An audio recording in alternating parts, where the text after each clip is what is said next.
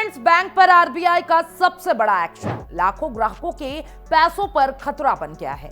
क्या आपका पैसा फंस गया है या आरबीआई ने पहले ही ग्राहकों के लिए सुरक्षा कवच तैयार कर दिया है? और आखिर ऐसा क्या हुआ कि रिजर्व बैंक को पेटीएम पेमेंट बैंक का लाइसेंस ही रद्द करना पड़ा? नमस्कार, मैं हूं अंकिता शुक्ला और आप देख रहे हैं एफएम न्यूज।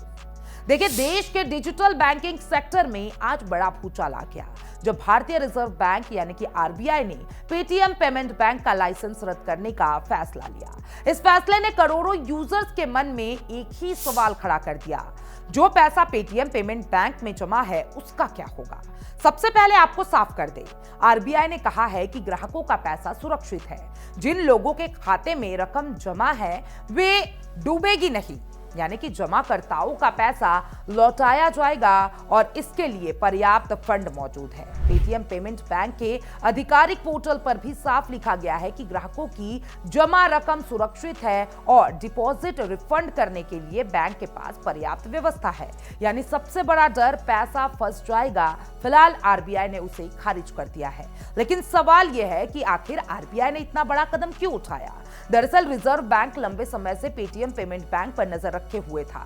यह फैसला अचानक नहीं आया, कई सालों से चेतावनी दी जा रही थी। 2022 में नए ग्राहक जोड़ने पर रोक लगा दी गई, फिर 2024 में खातों में पैसे जमा करने पर प्रतिबंध लगाया गया और फास्टैग सेवाएं भी प्रभावित हुई। यानी संकेत पहले से थे कि मामला गंभीर है। लेकिन आरबीआई का कहना है कि कुछ गंभीर नियामकीय चिंताएं सामने आई। जी हां, बैंक संचालन में कमियां, अनुपालन नियमों का उल्लंघन और मैनेजमेंट पर भरोसे से जुड़े सवाल और खाता धारकों के हितों को संभावित खतरा।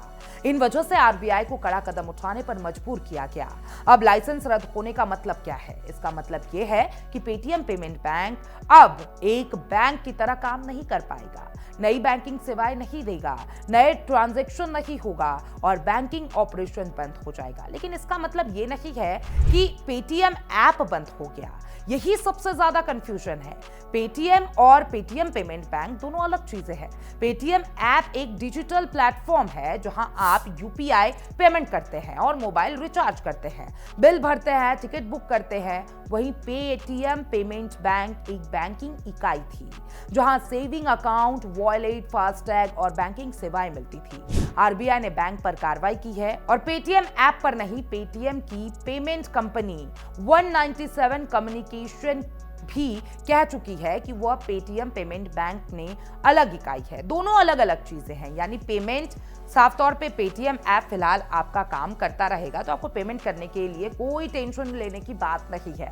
अब सबसे बड़ा सवाल, अगर आपके पैसे पेटीएम पेमेंट बैंक में है तो क्या करें? घबराने की जरूरत नहीं है। आरबीआई ने स्पष्ट किया है कि रकम सुरक्षित है। रिफंड या निकासी से जुड़ी प्रक्रिया जल्द विस्तार से बताई जाएगी और पेटीएम पेमेंट बैंक की प्रोसेस को लेकर अलग अलग जानकारी दी जा रही है। फिलहाल ग्राहकों को आधिकारिक नोटिस और आरबीआई निर्देशों पर नजर रखनी चाहिए और सोशल मीडिया अफवाहों से बचना जरूरी है, क्योंकि ऐसे समय में भ्रम सबसे तेजी से फैलता है। अब इस फैसले का असर सिर्फ ग्राहकों पर नहीं, पूरे फिनटेक सेक्टर इसे ध्यान में देख रहा है। जी हां, क्योंकि यह संदेश है डिजिटल बैंकिंग और पारंपरिक बैंकिंग को लेकर।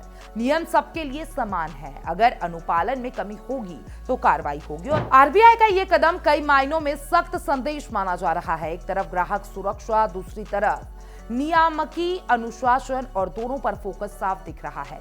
अब आगे क्या?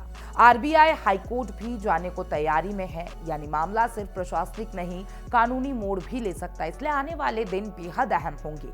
क्या पेटीएम पेमेंट बैंक किसी नए ढांचे में लौटेगा? क्या ग्राहकों को ऑटोमेटिक रिफंड मिलेगा? क्या दूसरी बैंकिंग व्यवस्था बनाई जाएगी? इन सवालों पर नजर बनी हुई है।